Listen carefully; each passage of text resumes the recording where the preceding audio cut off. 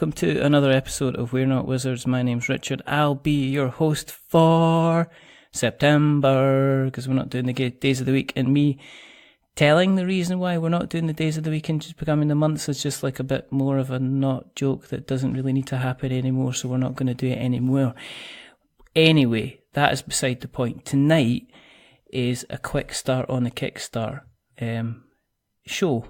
And what we do on a quick start on the Kickstarter show is there will be somebody out there who is kickstarting their Kickstarter project. And we've asked them to come on the show to tell us all about it. And they have said yes. And the person that we've asked was Marc Specter. And Marc Specter is from the Grand Gamers Guild, which I am intrigued to find out what that is all about. Marc Specter is currently looking for funding on the Artemis Project, which has not only looked for funding, it's found funding, it's taken quite a little bit of extra funding on top of its funding. So he is here tonight to tell us a little bit about himself, to tell us a little bit about the game, and to tell us a little bit about where he kind of fits into the hobby. So hello there, Marc. Hello, thank you for having me. No, thank you for coming along. Delighted to have you join us and tell us a little bit about the Artemis Project itself. For everybody else who's out there who's maybe listening for the first time, thank you for joining us and listening along. The reason that we do this is quite simple. We do it for you guys. We've passed our 200 episodes. We spent those 200 episodes doing it for us. It's about time we turned that around and we started doing stuff for you guys instead. And the second reason that we did this was because I put a little bit of a shout out on the Facebookings, and somebody says, oh, you might want to speak to Marc about his project. And I went, okay. So we started a dialogue, and here we are. So, are you well, sir? Oh, yeah, I'm fantastic. I've had a good day. The project is having a strong day. We just broke through a benchmark stretch goal, revealed some good stuff, and we got 10 days left to make some amazing things happen. That's excellent.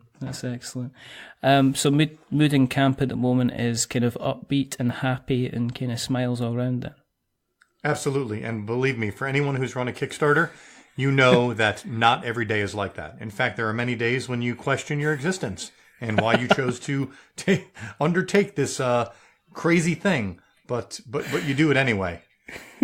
So Let's talk a little bit about existence, and let's talk a little bit about your existence in the hobby. One of the things we like to do in the show is we like to have a little bit of a look back in the past before we have an eye on the present, and we look off into the spectre of the future. I don't know why I did that. But do you want to tell us a little bit about how you got involved, kind of like in the hobby yourself? A little bit about your history.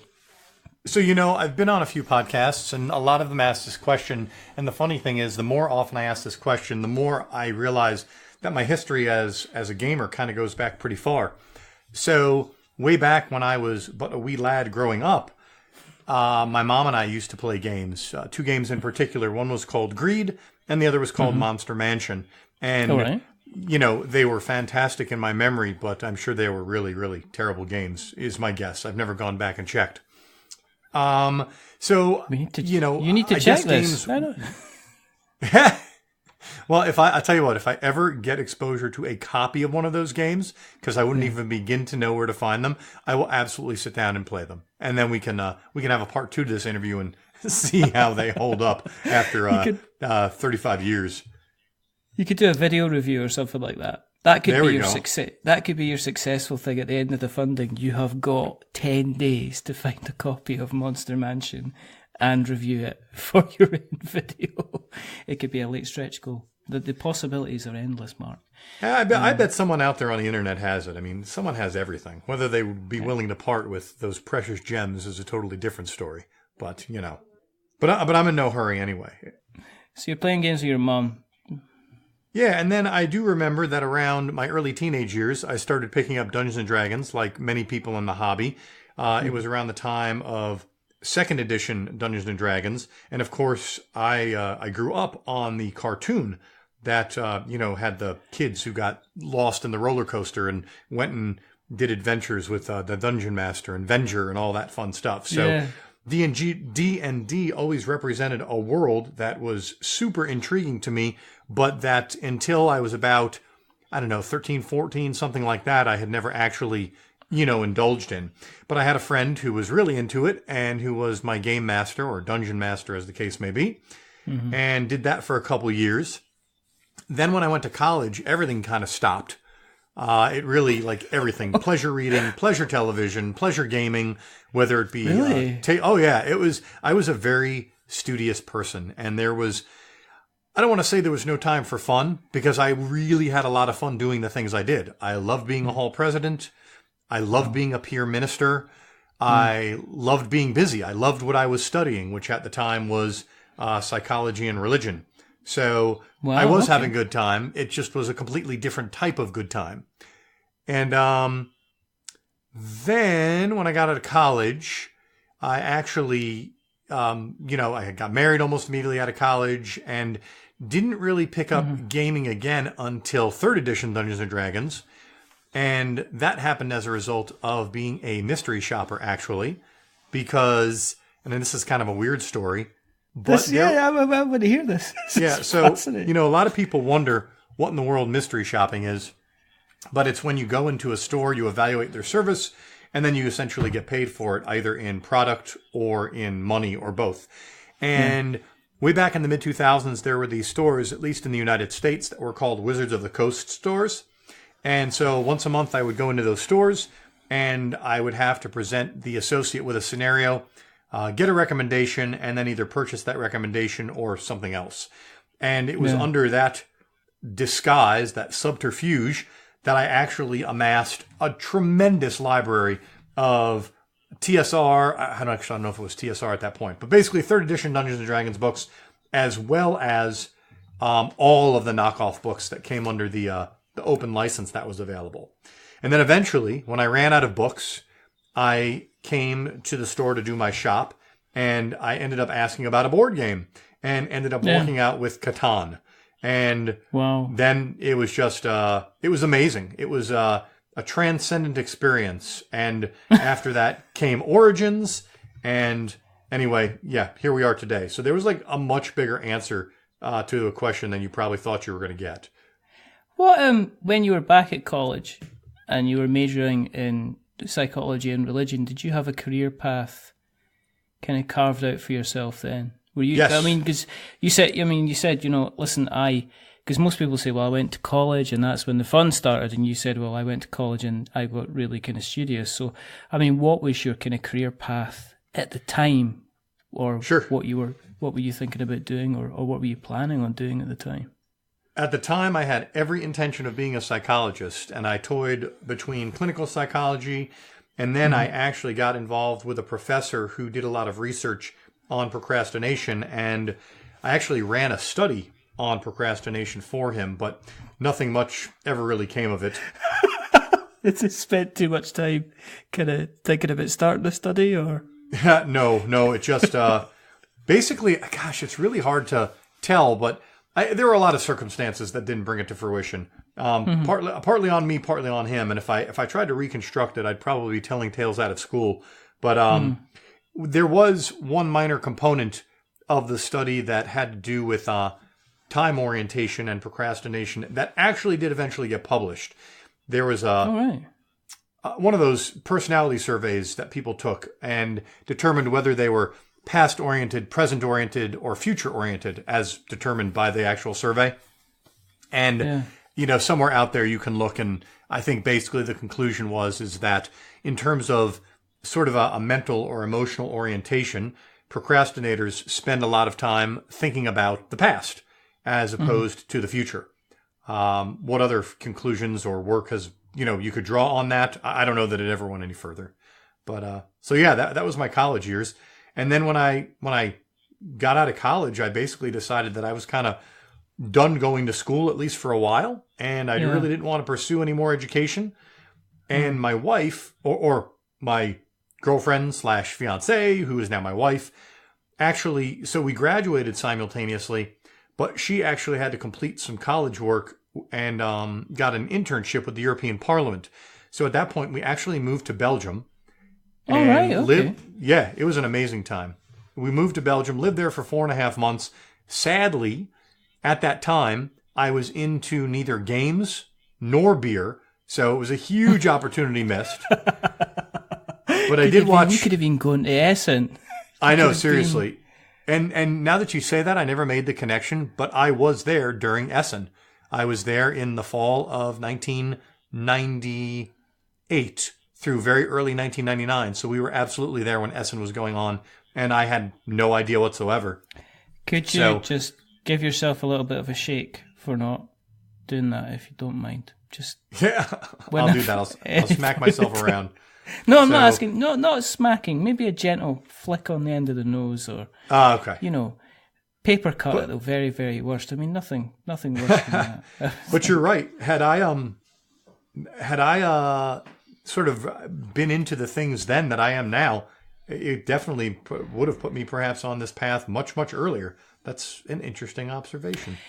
But then it might not have put you on the path at all, because it might have been the case that you might have gone to Essen and went, oh my goodness, look at all this, and it might have been too much. You find your path at the time. I mean, I know a lot of people who getting into the hobby just now, where it is just now, might not be the best thing for them, because it's very overwhelming at the moment. There's a hell of a lot going on at the moment as well. It is daunting. Every time you turn around, you bang into another publishing company, and I'm one of them. Exactly. So did you? Did you get into psychology then, or did you need more did you need to go and get kind of more education to become, or did you go on and become like a full kind of psychologist? No, not at all. In the United States, at least, and I know your listener base is probably somewhat international, you really can't do anything with merely a bachelor's degree in psychology. So I would have had to go for a master's and or a PhD, and that just wasn't the path. So actually what happened is I ended up coming back to the United States after our brief time in Belgium and being a salesperson for an insurance company, which is what I did for 18 years before I decided I'd had enough. Wow. But then you do what you do. And I know a lot of people that kind of have these plans and then they wake up the next day and they say, oh, I've done 10 years doing that. I mean, I did about 8 years in retail myself. Yeah, well, at the time, I really liked insurance. I liked what the company stood for. I get how insurance functions in society. I was selling a product that I believed in. But after 18 years, I changed. The company changed. The political and financial environment changed.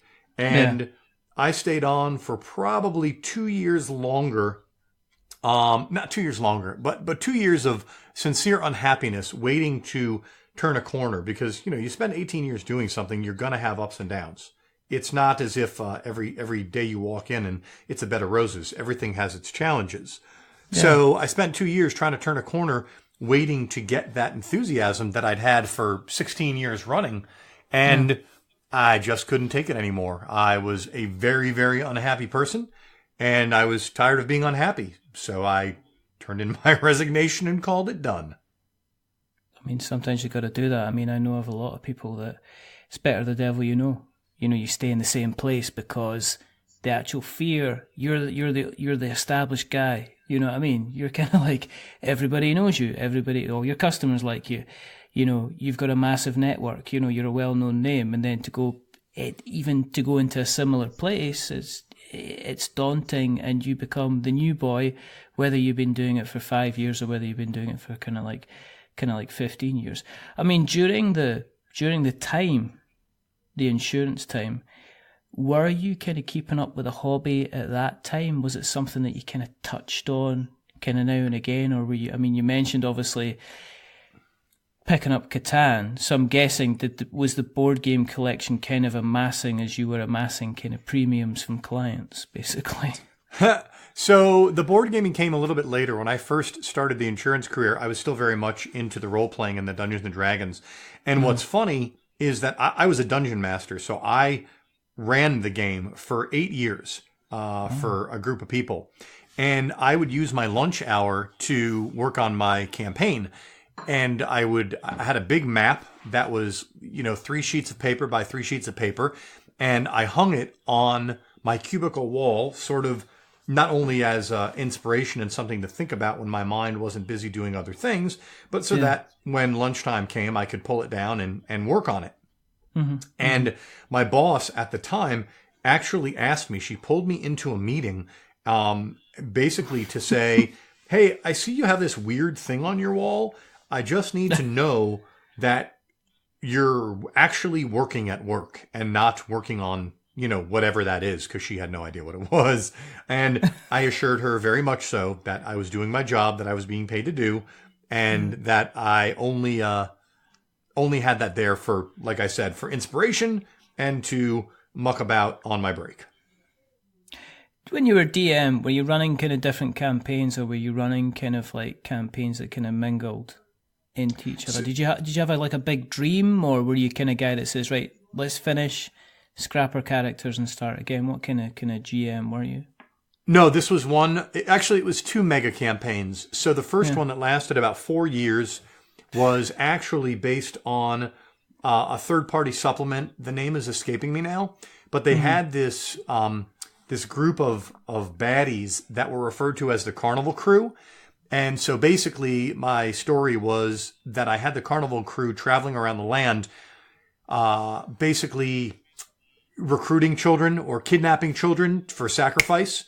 And eventually what happened, and the way that scenario ended, was the group met with the Carnival Crew, or met the Carnival King in this swamp area, and one of them cast some sort of a vortex spell, and that was sort of the big finale. It was amazing. The actual battle took about 3 hours. It was exhausting emotionally and physically. It was super late at night, and what actually happened this is what happened. It wasn't a spell. They actually got a knife that could cut through the fabric of reality, and they opened a vortex, and the big bad guy got sucked into the vortex, and then they escaped the swamp area, but that became a permanent landmark where, nothing could live, because if it got too close, it got sucked into the vortex. And then we basically had an entire campaign changeover, and I can't quite remember the campaign we moved on to, but all the characters and all the people who still wanted to play carried over. Yeah. And I basically ran another campaign for those folks with their characters for another 3 to 4 years. Is it difficult to relinquish the reins to somebody else? I mean, once you're a GM, are you always kind of like a GM? Are you always are you always the guy that wants to be doing the creating, doing the controlling kind of thing? Did you ever sit back and let somebody else kind of, I guess, lead you down the kind of the merry path? I did. Believe me, it is being a good GM, and I don't consider myself a particularly good GM, but I have had some of my players tell me, hey, I play D&D again, and man, you're a much better GM than my guy, but it's the only fix I can get. So, hey, I take it. But it is exhausting. And I wouldn't say many times, but I don't know, once every quarter, maybe one of the players would step up and say, hey, I'd like to give this a shot. And I would say to them, hey, go to town. I would love to take a break. So, and basically I would kind of tell them, it's kind of like when you're watching a sitcom, and you know that there's an overarching story, but you have these filler episodes because they have to get to, at least in the United States, I know you guys over in the UK, your television seasons, at least when I was there way back when, they tell a story and they tell it in as many parts as it needs to be told, and they don't fill it with a bunch of garbage. And I have a lot of respect for that it's not literally not commercially driven, because it means that a story can be told well and exist for its own sake, not for the financing that's behind it.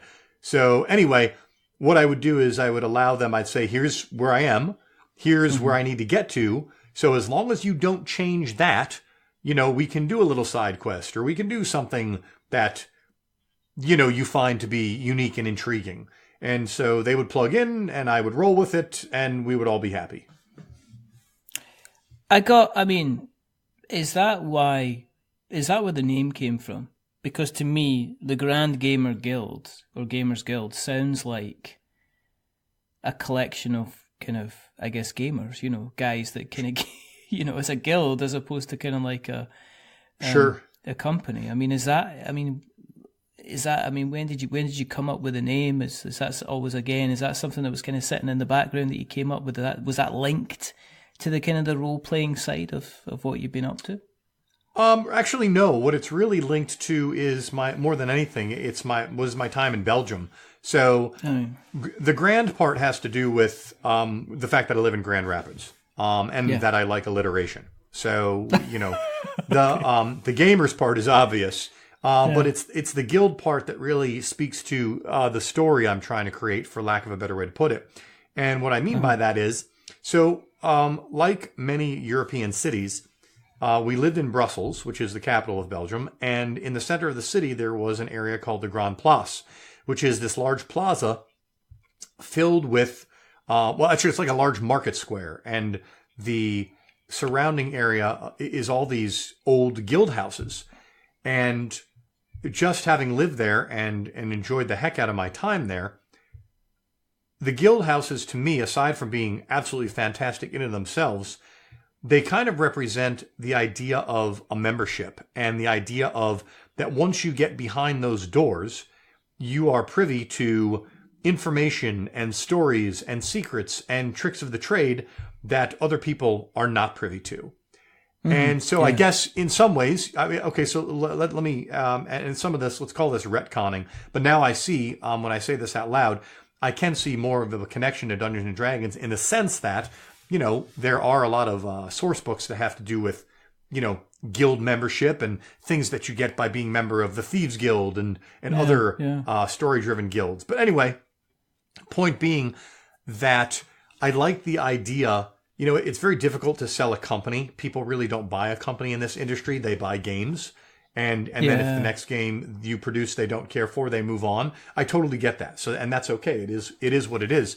But I like the idea of hopefully cultivating an audience such that they're excited about following my company, and the idea being that they have this sense of recognition and membership and belonging to something and having access to something that is, hopefully to them special and out of the ordinary and,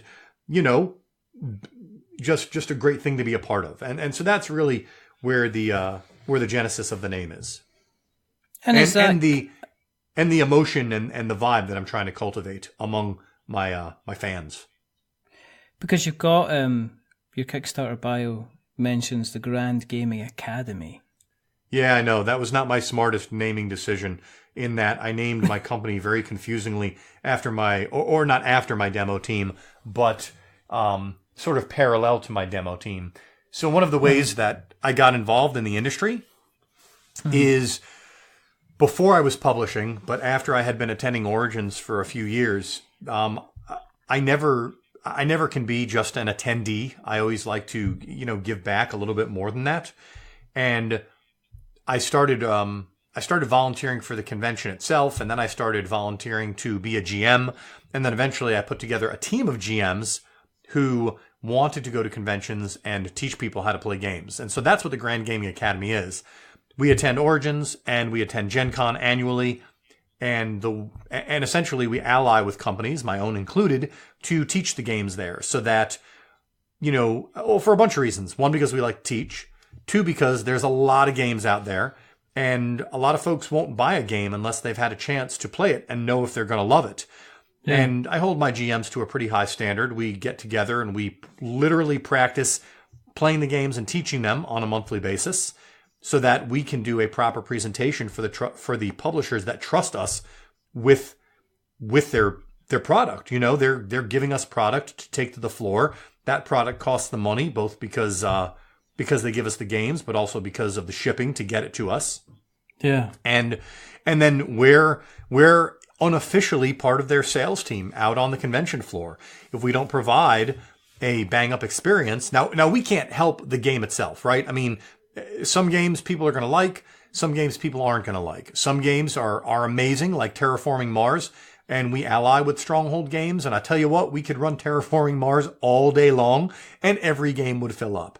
And some games that I'll allow to remain nameless just don't resonate. And you could pick a million different reasons why they don't resonate. But, if you just can't get butts in seats sometimes. But it's our job to prepare them and be ready to run them. And again, be that unofficial part of the sales team so that hopefully if we can get the butts in the seats, we can do a good job and that person gets up and goes, man, that was awesome. And now I know how to play. And now I can go buy it and bring it home to my family and teach them how to play. So that's the mission of the Grand Gaming Academy. Yeah, because there's only one. I mean, there's one company that I've seen kind of almost have kind of like people that do that in a professional manner, which is your Asmodee demo teams that used to be part of Endeavour Games. Endeavour were bought by Asmodee. It's a UK company, and they used to have teams that you'd find them at most kind of expos and events that they would have the latest kind of Asmodee kind of picking on the table that people could then go along and they'd be demonstrated and kind of showing kind of how to play. That sounds like something you had going. You got a strong team, but what turns you away from kind of the GMing to doing the demoing to actually sitting down with a piece of white paper in front of you and saying, kind of let's put something together, because the Artemis Project isn't your first game. It's your third now, because you had your first one 2016 on Real Estate. Yeah. And then you followed that up with Pocket Ops. Correct. And actually, so you're missing a tiny bit of the timeline, but that's not a problem. Let me fill in a gap for you. So we did Kickstart on Real Estate, just like you said, but then feeling that I'd done pretty well and perspective being everything, I actually published a game called Stroop in the traditional way without Kickstarter alongside on Real Estate. And Stroop is a fantastic little game that has to do with the Stroop effect, which is that mental color confusion thing. I won't go into it too much because it doesn't explain well unless you see it, but it's a fantastic speed game. And then we actually had a part in Endeavour Age of Sail, which was co-published with my friend Helena Capel at Burnt Island Games. And we'll be releasing that after backers are fulfilled at Essen in just about a month. So what were you doing with what was your involvement in Endeavour? Co-publisher. Really? I played that on Friday. Oh, so the actual new edition? I played the new edition on Friday, yeah. Oh, well, tell me, what did you think? I think it was it's extremely elegant in terms of the mechanics and how easy it is to pick up and play.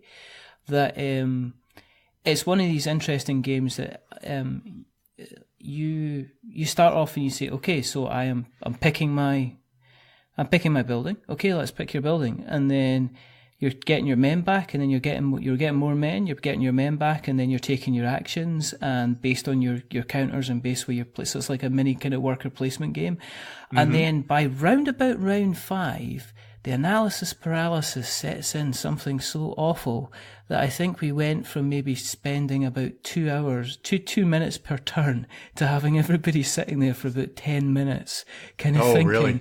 Do I go here? Do I go in the shipping, or do I take over this lane, or do I do this, or do I take over this part and do I get my my little blue counter with a free action?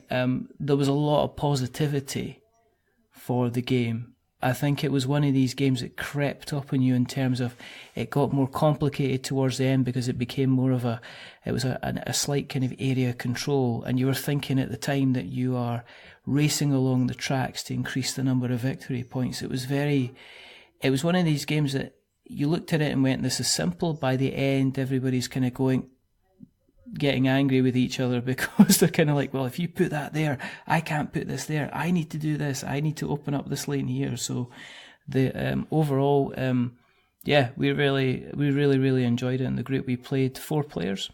That's what I was just about to ask you. So yeah, I mean, one of the things I like most about Endeavour Age of Sail is that as games go, it kind of teaches you how to play it. Because the first 2 turns are micro turns. And I remember the first time I actually played it, I kind of had to say to myself, that's it? And I wondered where the game was. But then, yes, very much to your point, once you get to rounds 5, 6, and 7, the depth that's there becomes very apparent, and it's just a magnificent and elegant experience. Now, how many of you was it your first time playing? It was all of ours, because the person that had it, I don't think they had it. They actually had the game that long. I think this was the first time they aired it. So there was nobody that had played the game before. In fact, Justin, who had played the game, had only really ran through it by himself to get himself ready for the rules. So everybody was kind of playing it for the first time. So in terms of kind of setup, love the game trays. The game trays. They're beautiful, right? This is really strange. But yeah, I mean, we kind of walked away from it. I kind of got, it kind of reminded me in terms of, no, it didn't remind me, but in terms of how easy it was to play, and then the complication kind of set in earlier on was kind of Root, which is another game I've absolutely adored recently, where the basic kind of mechanics are there, and you can understand the mechanics really, really easily and really, really quickly. But it's like when you get into the further rounds, I was thinking, it's interesting with Endeavour because there's tracks, but not every space on the track gets you victory points. So you're getting to the end where you're moving up. Obviously, you're moving up from like being able to build buildings with 3 bricks or 4 bricks. But then there's like one space that's got the victory point and the next 2 don't.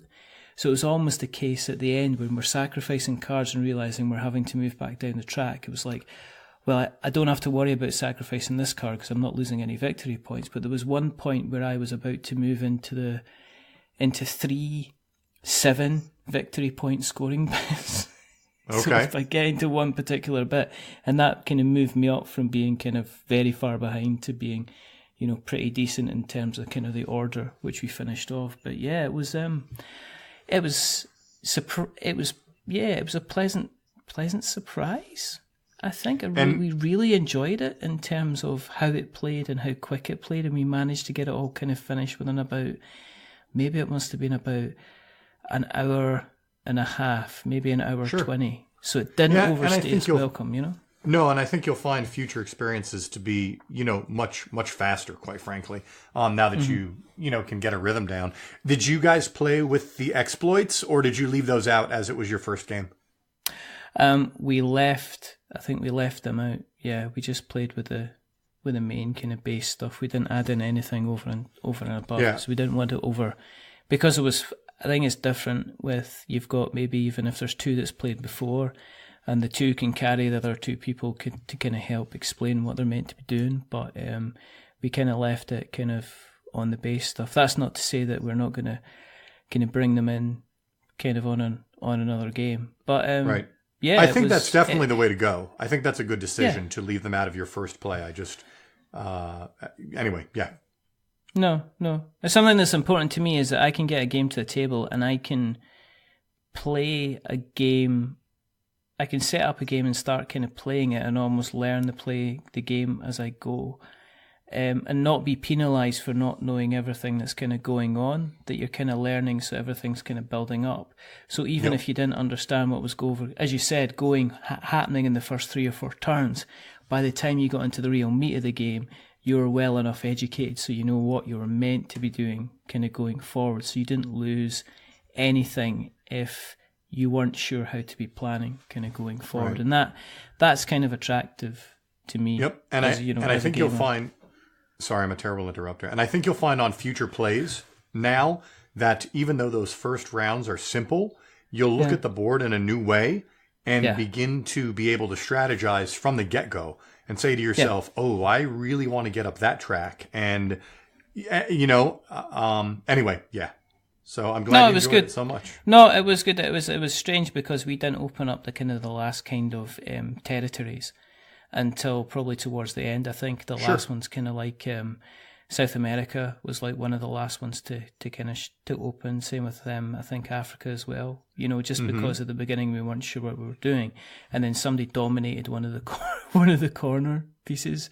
They just had their guys all down, and they were just getting card after card after card, and they scored. But yeah, it's a good game. I had no idea you were involved in That's a very happenstance, I think you call it. Yeah, that's really funny. No worries. That's pretty cool. But yeah, I mean, why go down the creative path? I mean, you seem to have things kind of going quite well with it, the demo team, and you've got your GM kind of going. I mean, was there a drive for you to kind of push yourself kind of a bit further kind of creatively? Is that what you were looking at doing? So yeah, let me speak to another sort of part of my gaming history. So It was around 2013. So let me change how I'm saying this. No convention is perfect.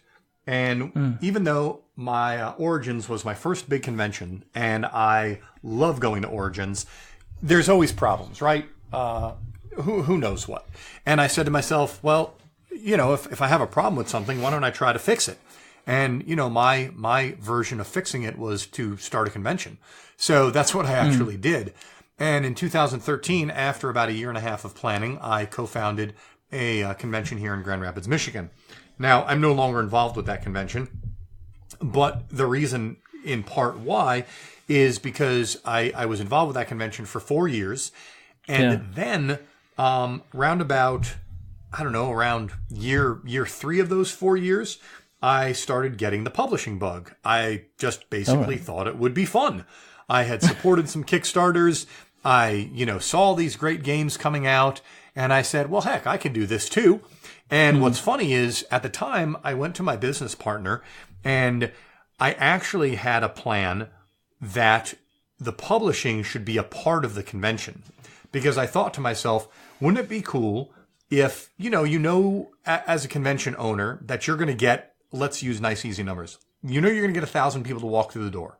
Yeah. So if you're going to publish a small game, why not build that game into your pricing model? And instead of charging $30 to get through the door, why not charge $40 to get through the door? And everyone gets a free game. And that would cover and again, this is all naivety. This was what I was thinking way back when, but perspective changes everything. So I said, that sounds like a pretty cool idea to me. And I went to my business partner and I said, hey, what do you think of this idea? And he said something to me like, well, I know enough about publishing to know that I really don't want to get into it. But if you want to do it, then, hey, go to town, man. And so I basically said, okay, I'm going to give this a shot. And setting aside that story, simultaneous to that, I'm a big podcast listener. I listen to so many shows that I'm literally probably a month behind, and I desperately struggle to catch up and stay current. But one of the shows I listen to is called Building the Game, and it is co-hosted by Jason Slingerland and Rob Couch. Yeah. And I listen to that show from the beginning, both because I enjoy the content, but also because Jason and Rob are local.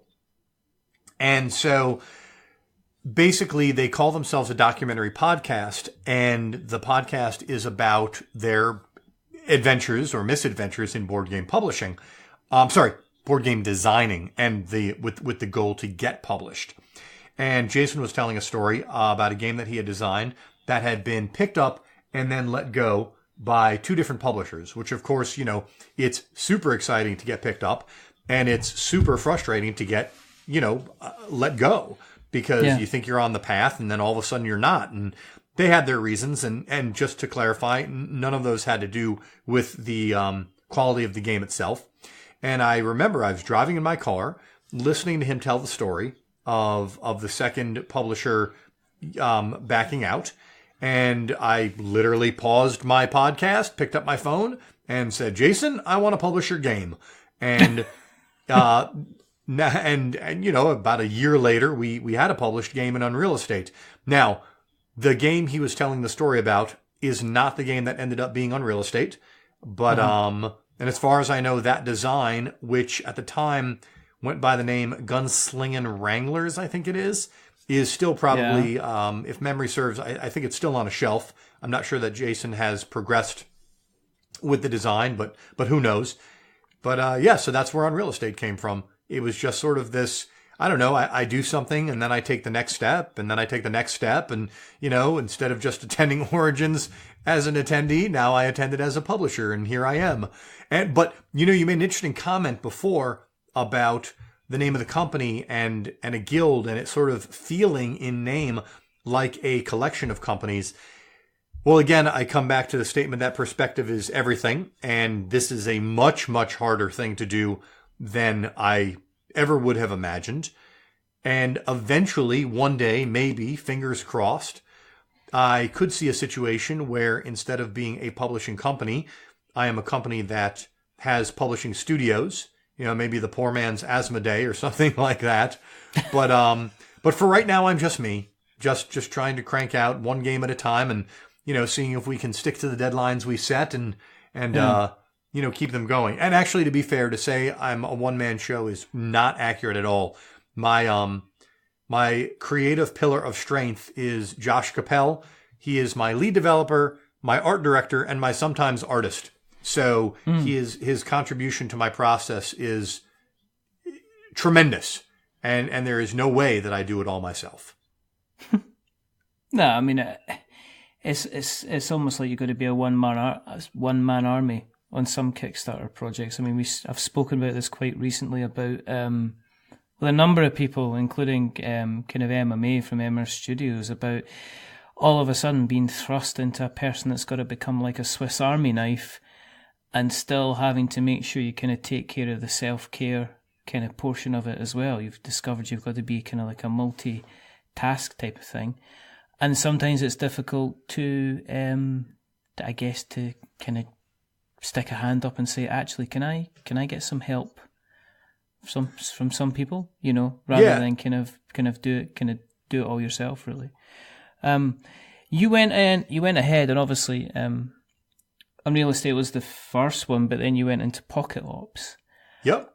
Which again, I mean, it was, very, very well received. I mean, that was, like funded like almost over a year ago now. You had set yourself kind of like I would say a modest target of about $5,000, and you kind of romped in to the tune of almost over $24,000 on there. Seemed to be a completely different game from Unreal Estate. I mean, at that time, when was that something you came up with at the time? Was that something you came up with the team, or was that another project that you'd seen kind of kicking about that you wanted to get your hands on? Or I mean, how did that kind of come about? So Pocket Ops came about because there is an organization in the gaming world called Protospiel that runs satellite events at least all over the United States. I'm not sure if there are international Protospiels, but I attended Protospiel Chelsea back in, I think it was July of 2016. And long story short, what's kind of funny, someone pointed out to me, because I didn't actually realize this myself, that after Unreal Estate and Stroop, the three next games that I will end up publishing all came from that visit to Protospiel. So it was originally intended that Endangered by Joe Hopkins was going to be published first, and then Pocket Ops, and then the Artemis Project, which was actually called Colonies of Venus at that time. What ended up happening was that Pocket Ops was a small project that I felt I could bang out, so we did that first. And then Endangered was supposed to be next, but we had a slowdown on the art, and there is a lot of art in that game. And so we just rejiggered the schedule and put Artemis Project first, and then Endangered is actually going to hit Kickstarter early next year. So, but actually, you know what? I feel kind of dumb. I'm not sure if I actually answered your question or what. But yeah, you can ask me again. There's no wrong answers to any of the questions, because I don't always ask clever questions. I'm not like, I would never ever claim to be kind of like the. You're not Barbara Walters or Diane Sawyer. I'm more like Joan Rivers, There you go. More like makeup. Where the hell is makeup? And your red carpet. Exactly. It's interesting that you renamed the Artemis Project. Was that anything to do with the kind of the behemoth that was kind of terraforming Mars? Sort of. So. Obviously, and I don't want to put words in the designers' mouths, but when I engaged with Colonies of Venus, to me, That title suggests a retro sci-fi thing, the kind of fiction that was put into print and on film in the 60s, imagining what the millennium would be like. Yeah. So that was sort of, when I hear Colonies of Venus, that's the image that I get. So simultaneous to that is the situation with Terraforming Mars, which is a fantastic game and obviously put out Venus Next. And there was at least one other Venus titled game that I think landed on my radar at the time. And the industry, going in waves is not the right word, but I think there's a zeitgeist at times where multiple thematically similar concepts end up coming out at the same time. And I talked to the team, the designers, and to Josh, and basically said, okay, I think we need to go a little bit further into the solar system. We can either look at the real solar system, or we can, make something up on our own. And we decided that looking at real science actually made more sense. And through a little bit of Googling and Wikipediaing, we actually came upon the Artemis Project, which was a real thing. And if you know your mythology and you know the solar system, you know that, many of the planetary bodies are named for mythological gods and goddesses. Obviously, Artemis is the name of our moon. And so the Artemis Project was actually a scientific body that looked at how realistic it was to colonize our own moon. As a part of that project, they also engaged the idea of colonizing Europa, because Europa as a planetary body has an icy crust and an ocean beneath it. So it is considered to be a high on the flagpole for a place that might contain life. So it was sort of a joint reality with a tiny bit of creative license, because even though the Artemis Project was focused on our moon, it did look at Europa, and that's where we got it from. We we felt like it rolled off the tongue. We felt that it sounded intriguing. We felt that it sounded not like retro sci-fi, but more far-flung sci-fi, and there we are. I mean, I am a massive fan of kind of dice placement, dice engine type games. Sure, I mean, me as well. Steampunk Rally, kind of really, really loved that. Anything that kind of screams at me, well, you can use dice, you can build an engine, you can use that to build other stuff, is always kind of good fun. I didn't get on with Terraforming Mars. I have gone to great lengths on social media to kind of air my frustrations about kind of Terraforming Mars and why I didn't go on with it. And that is a whole podcast in itself for another time. And there's actually people that went to Tabletop Scotland will witness me doing a 5-minute rant on Terraforming Mars. And I don't want to go into it because Stronghold Games did actually start following me on Twitter the other day, and I don't want to turn around and say I don't like it. And let me tell you something. If I may, we're in an industry full of amazing people, and Stephen Bonacore is one of those amazing people. I am very fortunate to call Stephen a friend, and that man, I don't know all the inner workings of Stronghold Games. I've been, I'd say maybe one step closer to the inner circle than your average fan, just because Stronghold is one of the companies that we demo for as part of Grand Gaming Academy, and also one of the companies that I look to figure out who I want to be in this industry. But, Stephen has spent darn near a decade busting his tail. And, whether you like Terraforming Mars or not as a game, I've only played it once, to be honest. But, I am so happy for his success. It gives me no end of joy to see that he is finally getting his moment in the sun, and that all that hard work is bearing dividends. Not just because I am so happy for him personally, but because it shows that with hard work and elbow grease and dedication and stick-to-itiveness, that you can bust out. Someone said, I think it was Mike Fitzgerald, who said, every company is just one title away from being a big company. And, Stephen was well on his way to being a big company without Terraforming Mars, but it's almost as if he got into a catapult and launched himself because, that is just amazing for him. So anyway, that's my Bonacore Stronghold soapbox speech for anyone who cares to hear it. We'll put a marker in the notes so that people can fast forward it. But this, it's doing well.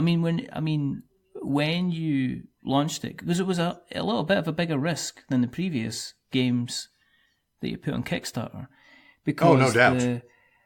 Let's face it, the funding total was $25,000, $25,000. Obviously you're sitting pretty because you've got 60,000. But was that something at the kind of the back of your mind?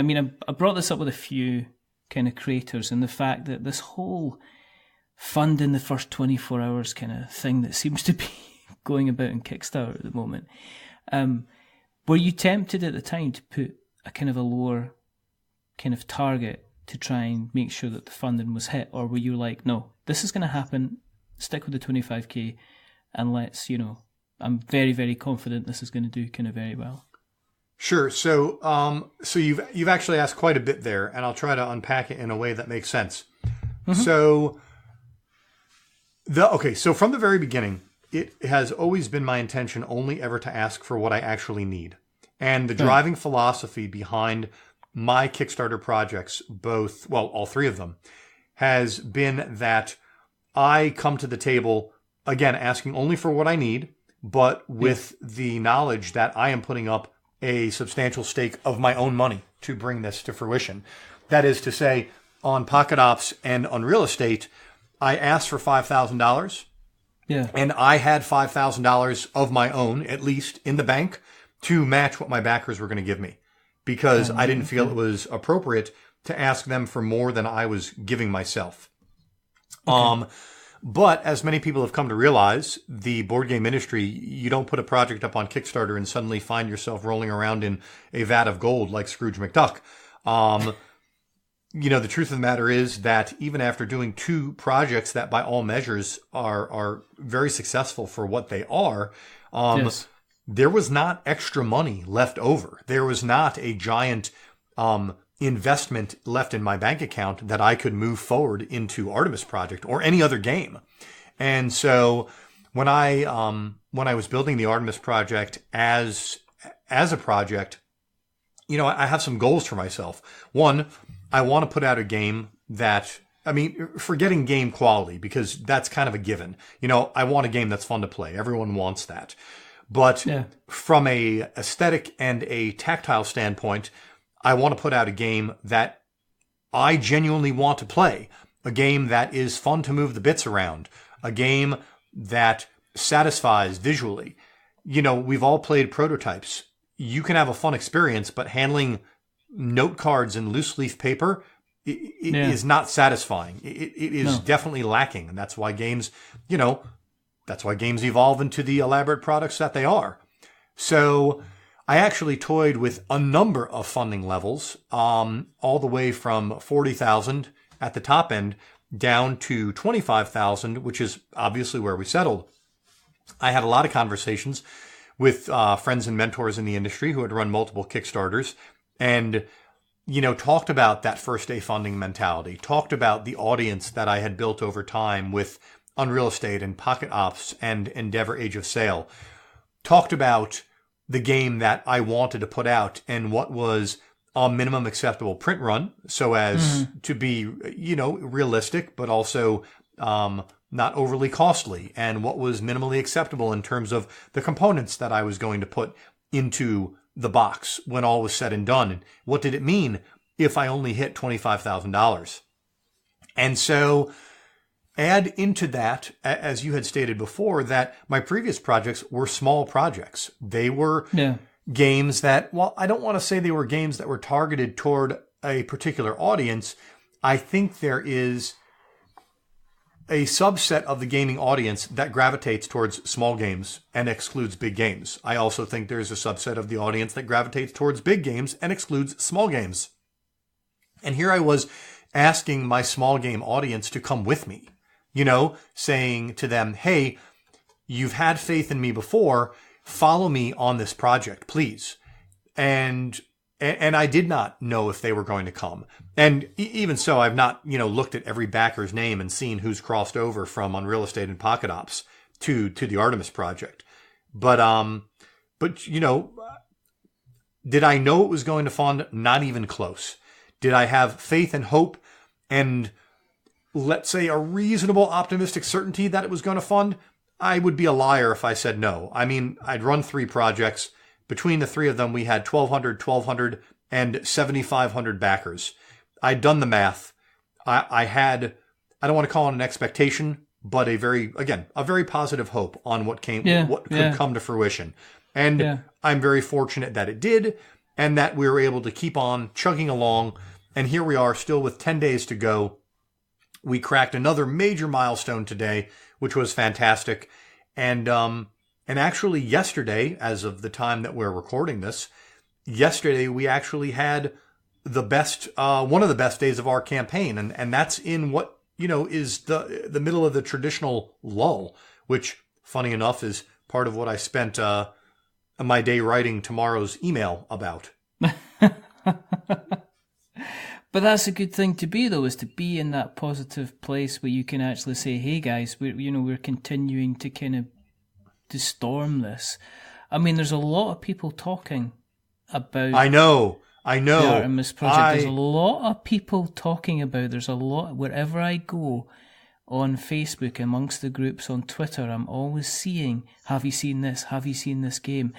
And it's kind of, I mean, there wasn't a quote, I guess, when we were first started talking to arrange this, it was like, well, what game is it? And it was like, well, it's the Artemis Project. It's like, whatever. Mm-hmm. Where do you want to talk? Oh, I can talk here. Yeah, let's just talk. It's fine. Let's find a space and let's have a conversation on it, which was good. But there seems to be a kind of a positive buzz. It's funding. You've got kind of like the projects kind of behind you.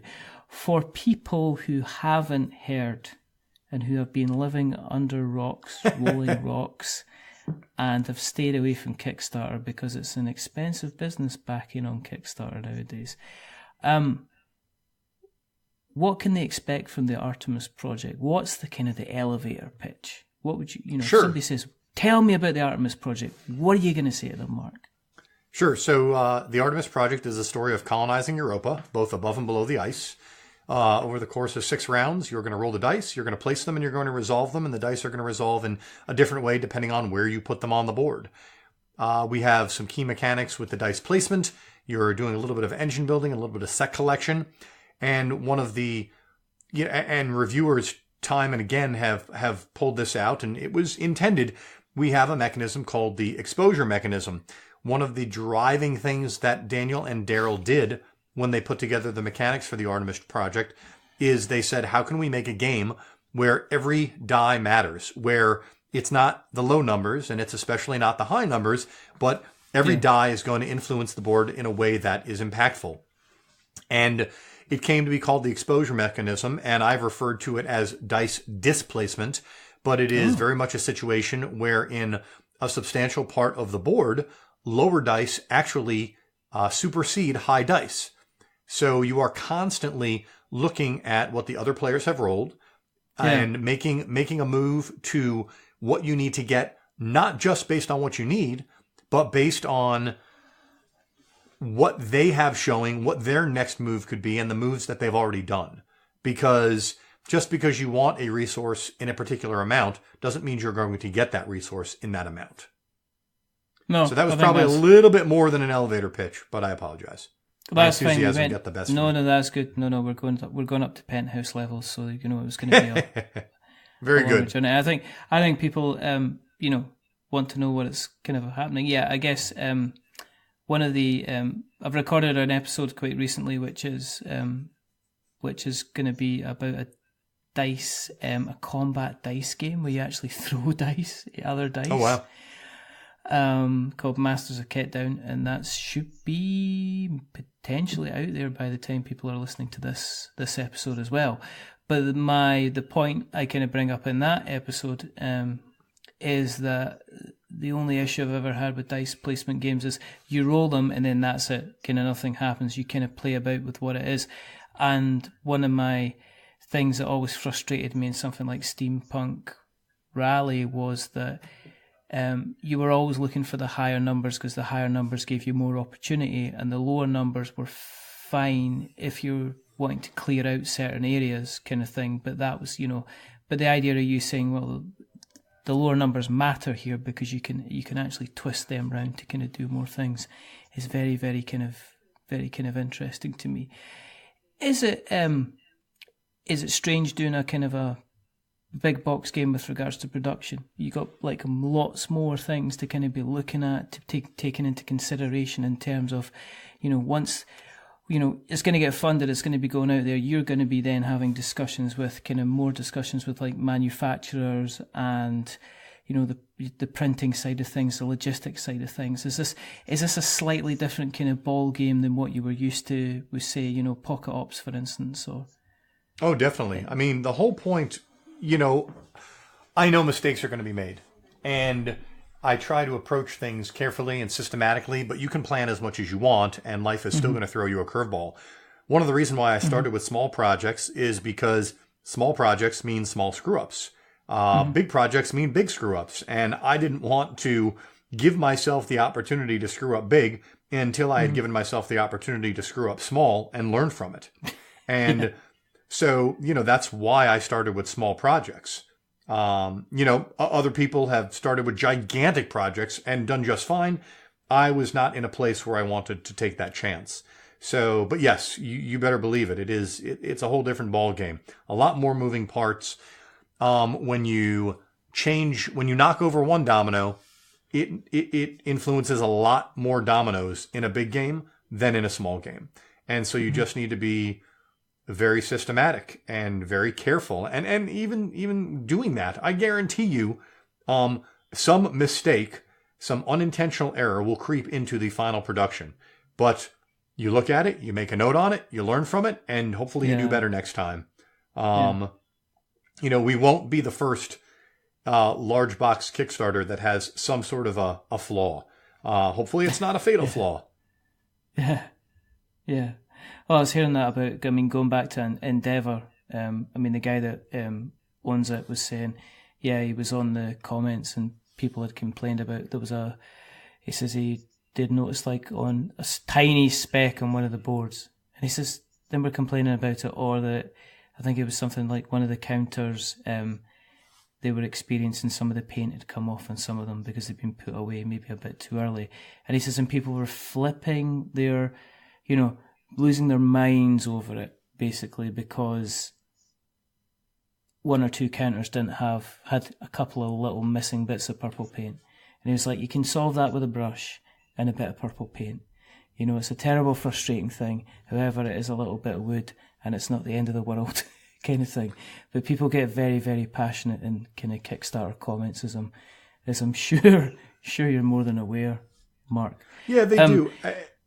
It's a bit of a mixed bag because, you want to... Look, people are putting up their money. They took a big chance on Endeavour and on Burnt Island Games and on Grand Gamers Guild.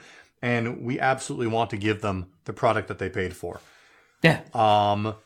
The issues are enough that we are definitely addressing it on a manufacturer level. And we're going to make good with every customer, every backer in every way we can. And that's the best I could say at the moment because it's kind of still in process. We're having that conversation with the manufacturer and we're in the process of putting together an inventory of everyone who's having an issue, and we will make good as soon as it's practically possible to do so. Yeah, it was interesting that the person who owns Endeavour is actually a game designer themselves. They were just so they were very, very forgiving. They weren't kind of ranting about the game. They were kind of like, well, come on, it's a bit of wood kind of thing. Right. So they were very, very, very, very forgiving about kind of like they understand the manufacturing process. So they're more than aware of the kind of the potential things, the slips and the slides that kind of happen over the way. Which is the other thing. The other thing I'll say is it's really easy to get very excited and let the internet be a very solid shield. No one can hurt you from the other side of your screen, and so the comments get incendiary, And of course, I think we as human beings read online stuff in about the most negative way possible.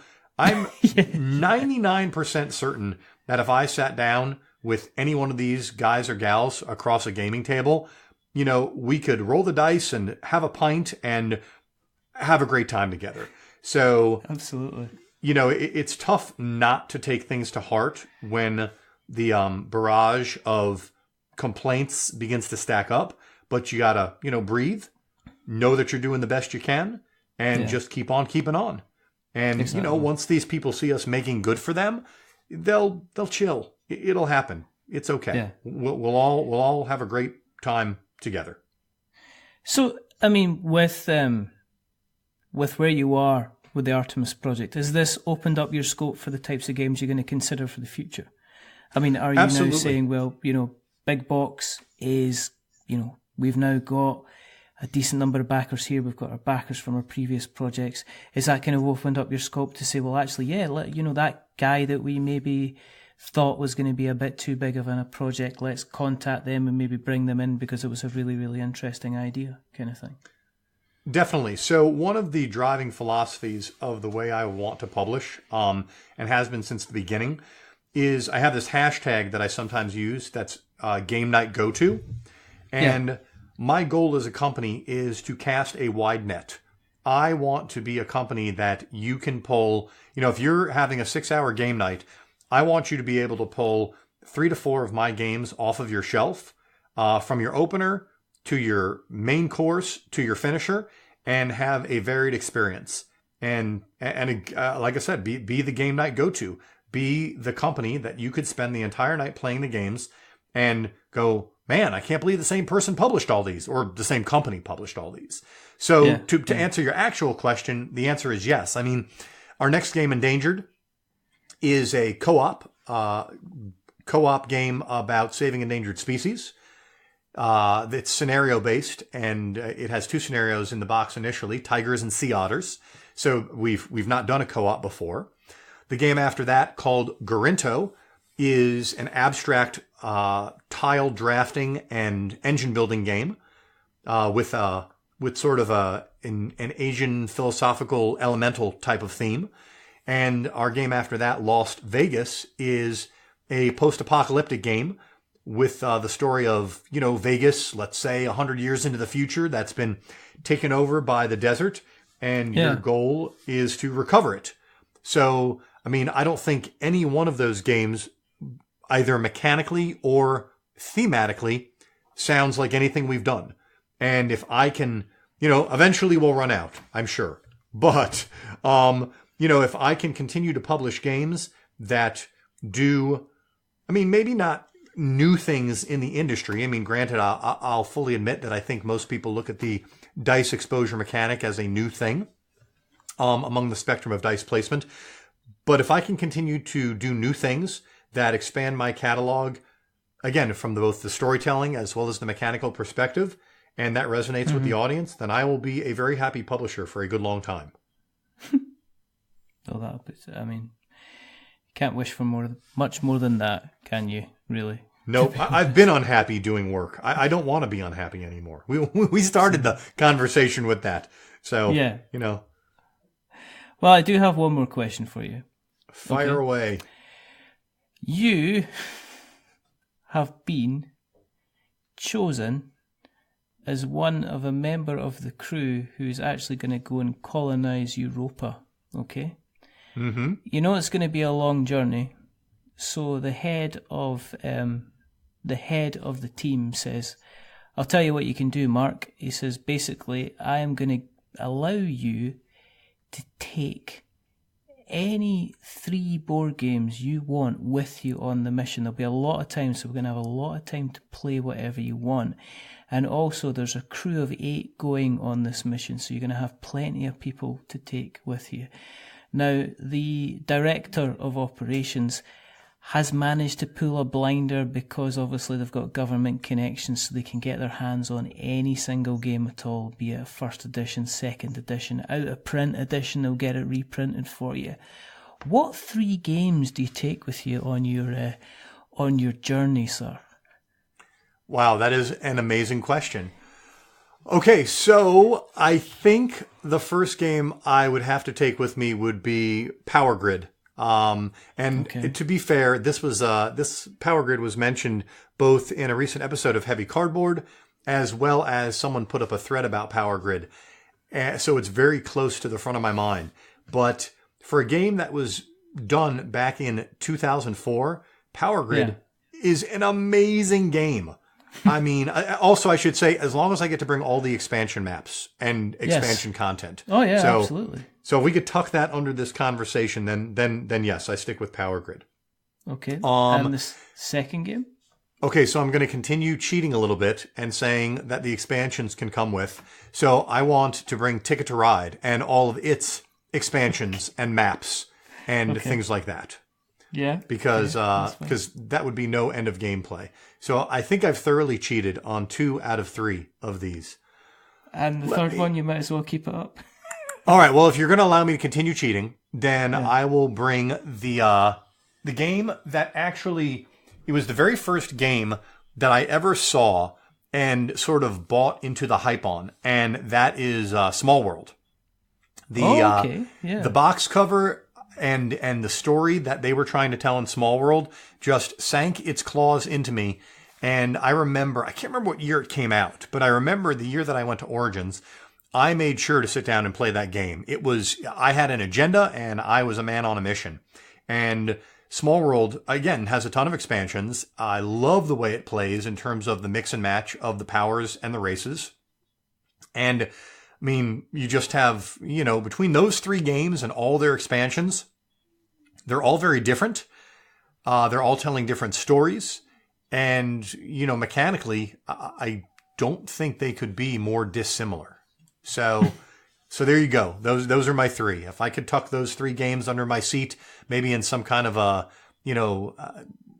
there's proper storage, Mark. Oh no, there's proper all right. storage. Oh, these things are getting their own little isolation chamber and stuff like that. There's going to be no moisture happening in that. They're going to be well looked after. You got to keep the crew happy if they're going to be doing a little bit of, if they're going to be doing a little bit of a shake and bake kind of colony. That's fine.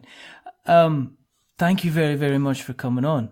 I know we haven't kind of done our usual. We kind of like talked about everything about the game, except we did the game for about 5 minutes. But I'm sure, as I say, the Artemis Project is there's a lot of talk about it. There's a lot of buzz about it. People are very, very interested in kind of finding out more about it. And there'll be a lot of people that will be very excited when they finally get their hands on a copy.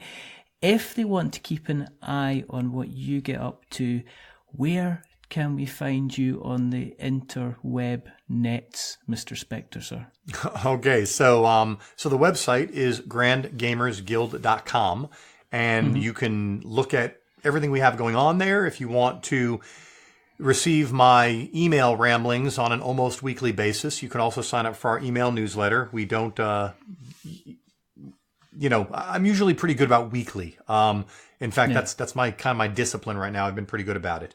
Other than that, we're on Facebook. You can either search, you can just search Grand Gamers Guild on Facebook. And my company logo of the hooded lady is pretty remarkable. I love it. I get a lot of compliments on it. So I think it's pretty iconic, and you'll recognize it if you look the company up. On Twitter, we are at Grand Gamers Guild with no vowels. So spell it out and then pluck out all the vowels, and you'll find me on there. And that's also the same at Grand Gamers Guild on Instagram as well, where we're not nearly as active, but I'm doing my best to try to step up. So yeah. Excellent. Well, what we'll do is we shall make sure that all those links go in the show notes so that we have notes to show. If you want to keep an eye on what we're up to, then you can go to the internet and you can search for us, or you can find us. If you go to Twitter, we're on We're Not Wizards. We are on Facebook at We're Not Wizards. We are on Instagram at We're Not Wizards. For some reason, we're on Tumblr at We're Not Wizards. We are got our website, which is we'renotwizards.com. We have got our blog where we write about games and such, and other people write about games and stuff as well. So go there and check out what these other people are writing about, which is we'renotwizards.blogspot.com. You can email us, which is magic@we'renotwizards.com. Yes, I am aware of the irony of the email address. Yes, I decided it. And you can find us on all the various different kind of podcast catchers like Stitcher and Spreaker and Acast and Spotify. Yeah, we're on Spotify as well. If you like what you've heard tonight, and Mark's been a fantastic guest, please jump on to Apple Podcasts and drop us a subscription, because it makes everybody happy. Well, it makes me happy. Just me, nobody else. And if you like us even more, consider giving us a rating or a review. If you are going to be giving us a rating or a review, vitally important bit of information coming up. Remember, don't give us 10 stars, because it makes us big-headed. But don't give us 1, because it makes us cry. And I am not an attractive crier. You know, I'm just not good. Give us something in the middle, like a 5, because it's average, and we're just a little bit average. But the person who's not been average tonight is the rather wonderful, the rather fantastic, Mr. Marc Specter. Thank you for having me. Much. No, it's been an absolute pleasure. There are only 2 more things to do. The first thing is to remember that we are many things, but we're not wizards. Are we wizards, Mark? No, definitely not. Absolutely not. Thank you very much, sir. And the second thing, the dog is, though. Oh, look, the dog's not happy. No, he just decided to speak up. That's kind of funny for the at the end of the interview here. And the second thing is say goodbye. So it's a goodbye from Mark. So say goodbye, Mark. See you later, everybody. And it's a goodbye from me. Remember, stay safe, roll6s.com. And if you're into your dice, if you're into your dice placement, if you're into your resource management, if you're into looking at exciting, beautiful, colourful looking projects and something that's creating a buzz or a hype, and you're after your next Kickstarter project, then make sure you check out the Artemis Project. But until the next time, goodbye.